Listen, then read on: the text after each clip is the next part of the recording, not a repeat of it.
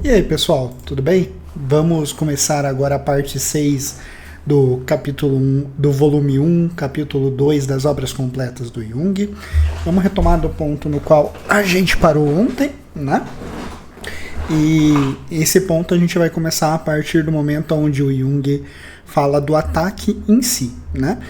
Então ele vai falar que o ataque em si ele é uma questão que ocorria na verdade como se fosse um desmaio ou um ataque de letargia ou narcolepsia, a gente pode entender assim também, né?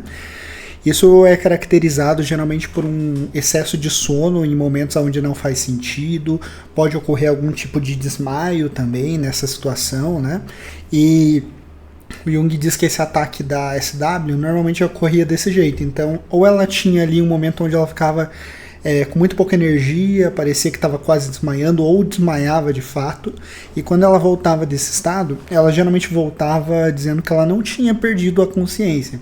Então, na verdade, o que ela diz é que durante esse momento no qual ela apagava e, entre aspas, parecia estar dormindo, na verdade ela tinha feito essas viagens extracorporais, né?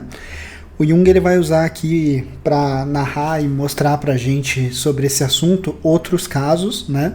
Ele usa um caso aqui de referência no qual um cientista chamado Janet fez um experimento no qual ele colocava uma paciente dele completamente acordada para conversar com outra pessoa, e quando ela estava enredada na conversa, então ela estava prestando muita atenção nessa conversa, o que ele fazia era começar a cochichar sugestões para ela. Então ele dizia coisas como pegue essa caneta, escreva alguma coisa, etc. Então ele guiava ela na direção de ter certos automatismos que pudessem gerar respostas para ele, como por exemplo, faça sinais para responder as minhas perguntas com a mão e etc. E ela fazia isso enquanto ela estava conversando com essa outra pessoa. Então a mão dela de alguma forma gerava um automatismo que era controlado por outra personalidade que estava no inconsciente, né? Um complexo autônomo, ele vai chamar, que toma a consciência, não a consciência, mas toma ali uma parte do corpo e passa a agir a partir dela. E aí, no caso, ele conseguia ter respostas, ele conseguia conversar com essa outra personalidade, enquanto o eu consciente, o ego, estava conversando com essa outra pessoa normalmente. A partir daí, em um determinado momento, o Jung narra que essa pessoa simplesmente se vira para Janet e continua a conversa que estava ocorrendo com a mão através das palavras. Ou seja, nesse momento a hipnose se aprofundou e aquela consciência tomou conta do corpo como um todo e não apenas da mão. Ele vai dizer que no caso da SW, o que acontece é que nesses automatismos, como por exemplo os movimentos que ela mesma causa na mesa, bater os pés, etc., de alguma forma geram como essa questão da mão no caso do Janet, né? Então ela mesmo gera uma auto-hipnose, ela se autossugestiona a entrar em hipnose a partir desses gestos, né?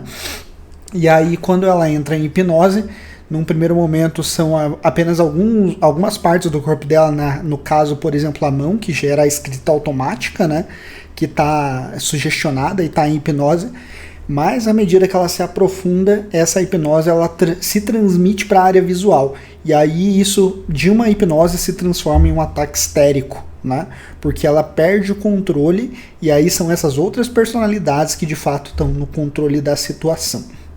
Outro exemplo que ele vai usar aqui para falar dessa autossugestão ou da auto-hipnose é o chamado sono das bruxas, que era um momento no qual as bruxas que eram condenadas pela Inquisição, durante suas torturas, se auto-induziam um transe ou uma hipnose, na qual elas ficavam fora, né, dessa consciência que estava sendo torturada para evitar a dor. Ele vai usar outro exemplo também de uma senhora que durante uma cirurgia para tirar uma farpa do dedo, do nada, se viu em outro lugar, como se ela estivesse na beira de um rio, numa campina muito bonita. E isso foi uma autoindução de hipnose, então ela se auto-hipnotizou para passar pela cirurgia. O que ele coloca são exemplos de como as pessoas têm essa capacidade, e geralmente em momentos que geram muito medo, aflição nelas, mas também existe uma capacidade inconsciente de gerar hipnose em qualquer pessoa, entre aspas. Talvez não qualquer pessoa, mas pessoas que têm essa tendência histérica, né, no caso. O Jung também vai falar que essa questão de quando surge a auto-hipnose, existem várias personalidades que vão surgindo, né? Então, num primeiro momento, existe uma personalidade central que é a Ivênis, que é como se fosse o eu consciente dentro desse mundo espiritual, desse mundo inconsciente. Então, a Ivênis é o eu da SW, né? Essas personalidades secundárias, como o avô dela, o irmão do cara que ia nas sessões, etc., já são personalidades secundárias que se desenvolvem a partir disso. E o Jung vai dizer que, se a gente parar para anotar bem, existem, na verdade, apenas 2 tipos de personalidade. E, na verdade, elas são as mesmas, né? Existem várias, mas elas só são replicações de uma mesma personalidade. Então, ele vai colocar isso em 2 grupos, que são o religioso sério, né, que é o caso do avô dela e de outras figuras que surgem e fazem sermões, falam da Bíblia e etc. E o brincalhão alegre, que é o caso, por exemplo, do irmão do cara que ia na sessão e de personalidades que surgem depois quando esse espírito, entre aspas, desaparece e surgem outras muito parecidas, né? Então ele vai colocar que, na verdade, são 2 complexos que estão ativos aqui. Esse complexo do religioso sério, né? E o brincalhão alegre, que são como se fossem 2 complexos autônomos que se colocam como pessoas diferentes, espíritos diferentes, com nomes diferentes, mas são todos o mesmo, né? E o terceiro complexo, que seria o eu, né? Aí esse eu que atua dentro do mundo onírico, que é a Ivênis. Uma questão interessante sobre esses 3 complexos é que todos eles se limitavam aos conhecimentos que a própria SW tinha. Existiam muitos blefes, muitas invenções de histórias, de datas de morte, de nascimento de pessoas e etc. Mas ele coloca que nenhuma delas é comprovada e que provavelmente eram apenas invenções.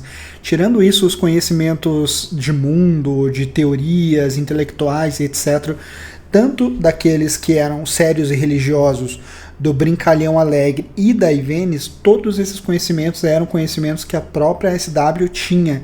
Então, nada disso caracteriza como se houvesse, de fato, acesso a conhecimentos que ela não tinha conscientemente. Um outro ponto muito interessante que Jung vai colocar é que esse primeiro complexo autônomo que de alguma forma gera a hipnose, que é aquele que vai gerar tanto os automatismos de mexer na mesa quanto a escrita automática, é o avô de SW, né? Que é esse personagem. Mas que a partir do momento que a sessão vai se aprofundando e a hipnose vai se aprofundando a partir desses primeiros automatismos, Ivênis toma a função de ator principal. Então, quando a gente fala das viagens astrais e etc., é Ivênis e não o avô quem vai estar tomando esse lugar. Ele inclusive coloca que, na verdade, existem 2 figuras gêmeas desse avô da SW. Uma é esse que responde as perguntas das pessoas, que cuida do corpo dela enquanto ela viaja por aí e etc., que é mais superficial e que geralmente não tem acesso aos pensamentos e conhecimentos dela, tanto que quando perguntado ele responde: perguntem a Ivênis, ela vai saber sobre os pensamentos, as sensações que SW em teoria está vivenciando ao viajar, né? E um segundo avô, que seria esse que é o mais profundo, que na verdade é o guia espiritual dela e que seria o guia espiritual de Ivênis também, que seria superior até mesmo a ela. Ele coloca que a gente não consegue necessariamente distinguir os dois, né? E colocar que eles têm a gente não consegue necessariamente colocar uma semelhança de como se eles fossem a mesma pessoa, mas ao mesmo tempo ambos são frutos do mesmo inconsciente, do mesmo eu e da mesma personalidade, que é SW. Então a gente pode colocar como sendo a mesma figura, mas com 2 características diferentes. Ele coloca dessa maneira. A própria SW não percebe a distinção entre esses 2 avós. Para ela, eles são só uma figura. Mas Jung conseguiu perceber essa diferença, de que um tem mais conhecimentos e mais acessos que o outro. Então, existe de fato ali 2 figuras diferentes que usam o mesmo nome. Até porque quando a gente está falando dessa questão, né, de serem uma única personalidade, um único eu, uma única psique, o Jung traz a ideia de que nenhum ataque histérico é forte o suficiente para desmantelar o eu. Então o eu ele sempre vai estar presente, mesmo num ataque como esse, onde surgem outras personalidades e surgem, né, espíritos e etc, e essas alucinações todas. O eu ele está em algum lugar, ou seja, SW ela está em algum lugar. Tanto que nas viagens dela ela está viajando, ela está fazendo alguma coisa, não é como se ela sumisse. E inclusive essas outras partes que não estão ativadas no inconsciente, elas lutam para manter essa mente coesa como uma única coisa. Então talvez até mesmo por isso surjam esses dois avós, como se fossem a mesma coisa, uma tentativa de manter a agregação da psique, né? Um agregado como uma única coisa. Apesar de serem coisas diferentes, os dois avós eles são trazidos como a mesma coisa, como uma tentativa de manter a união da psique. Mas, ao mesmo tempo, essa força do eu não é tão grande. Ele continua presente, mas ele perde força. E por isso mesmo, né, a personalidade que seria o eu dentro dessa situação toda, que é a Ivenis, né, ela perde força e ela não reconhece as ideias e as experiências como suas, mas ela reconhece essas ideias e experiências como de outras personalidades, ou no caso de outros espíritos, né, sejam espíritos de parentes de pessoas que estão presentes e mortas, sejam espíritos de pessoas que ela não gosta, seja dos parentes dela, etc, né, ela não reconhece que todas essas ideias e experiências que estão surgindo vêm dela mesma. Ela joga isso e de alguma forma projeta nessas outras personalidades, coisas que são dela, do eu, né? E é isso. Por hoje a gente chegou no fim desse capítulo, né? Não do capítulo, mas a gente chegou no fim dessa parte. A gente ainda vai ter pelo menos mais uma ou duas. E a gente se vê amanhã no próximo vídeo. Tenha uma boa noite.